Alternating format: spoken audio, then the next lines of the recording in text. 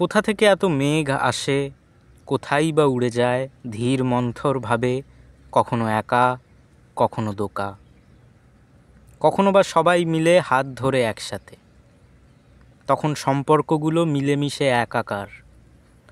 রঙের নাচনে বোঝাই মুশকিল আমাদের তিক্ততা। সেই হিংসা কতদূর পৌঁছলে বোম ফোটে ইউক্রেনে। ধোঁয়ার পাহাড় চুঙি বেয়ে রকেট হয়ে উড়ে যায়। আমরা যুদ্ধ করে আকাশে মেঘ তৈরি করি।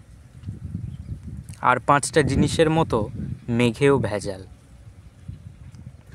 সেই কৃত্রিম মেঘে লেখা থাকে বোধহয় 2-1টা প্রেমিকের না কাঁচা বাসি কলারের ঘাম, একটা 2 মাসের ধুলোমাখা শিশুর স্তনপানরত অবস্থার ছবি, কারখানার এক শ্রমিকের রক্তাক্ত ছেঁড়া চটি, বাচ্চা পেটে ধরে বুকে গুলি খাওয়া একটা কিশোরীর অবৈধ প্রেমের গল্প।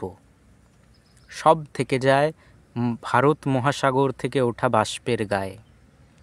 এই রক্ত ভালোবাসার না, এই লাল পুঁজিবাদের হিংস্র যৌনতার কারুকার্য। মেঘগুলো হয়তো লেখার অক্ষরের মতোই বোবাকালা, উচ্চারণহীন কিছু দুঃখ রাশি।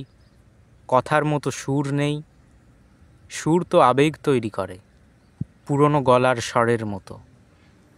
মাথায় দ্রুত কিছু বিক্রিয়া, আমরা হারিয়ে যাই বিশাল বপুধর মেঘও যেমন আকাশের বুকে মাথা নুইয়ে মিলিয়ে যেতে বাধ্য হয়, সেভাবে আমরাও মেলাই পুরনো গলার স্বরে।